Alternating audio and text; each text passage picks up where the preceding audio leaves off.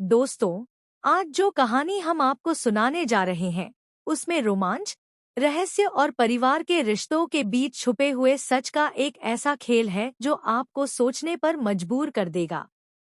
कहानी की शुरुआत होती है सूरज से।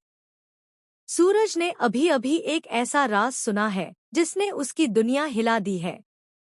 उसके सामने यह सच्चाई आ चुकी है कि उसके अपने जीजाजी और गुलाब सिंह जैसे खतरनाक इंसान मिलकर एक गंदे ड्रग्स का बिजनेस चला रहे हैं। यह बात जानकर सूरज के भीतर आग सी लग जाती है। उसके चेहरे पर गुस्से की लालिमा साफ झलक रही थी।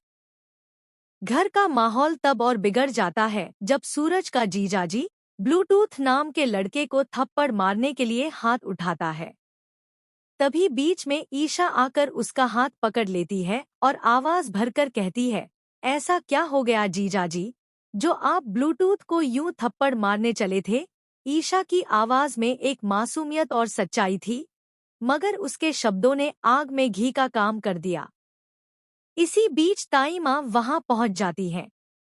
वह ईशा पर गुस्सा करती है और कहती है कि बड़े बुजुर्गों के बीच बोलना उसके संस्कार के खिलाफ है। जैसे ही ताई माँ ने ईशा को डांटा, सूरज और भड़क गया।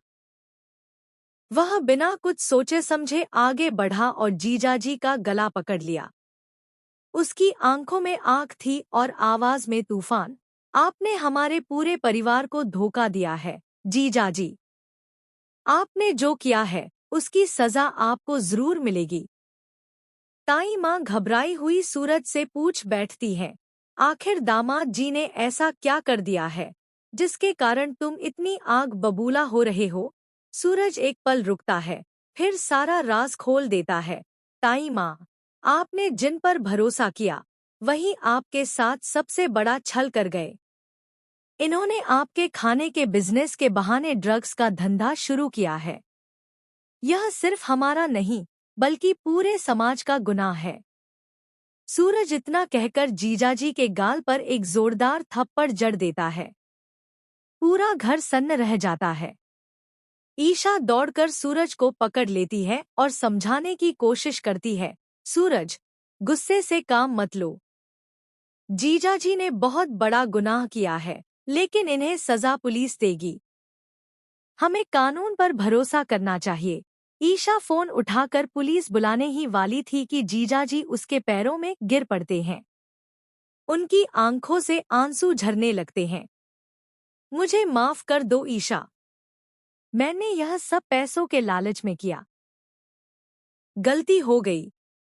अब कभी ऐसा नहीं करूंगा।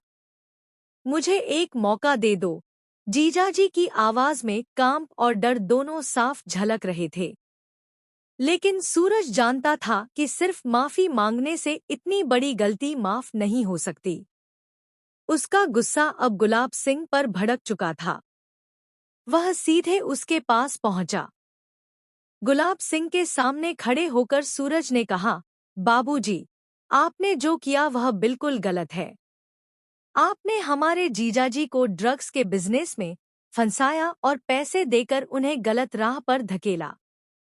यह सब सिर्फ और सिर्फ आपके स्वार्थ के लिए हुआ। मैं यह बर्दाश्त नहीं करूंगा। सूरज की बातें सुनकर गुलाब सिंह पहले तो हंस पड़ा, फिर गंभीर होते हुए बोला, सूरज, तुम मुझे मत सिखाओ। मैं जो कुछ कर रहा हूँ, वह सब एक ही मकसद के लिए है, ईशा को गुलाब हवेली वापस लाने के लिए। यह ड्रग्स का बिजनेस मेरे लिए सिर्फ एक रास्ता है, असली खेल तो अभी बाकी है। गुलाब सिंह के इन शब्दों ने सूरज की रूह तक हिला दी। उसके माथे पर पसीने की बूंदें चमक उठीं। उसने सोचा, आखिर गुलाब सिंह ऐसा क्या करने की योजना बना रहा है? क्या सचमुच उसका मकसद ईशा को उसके घर से निकालना और फिर से गुलाब हवेली में ले जाना?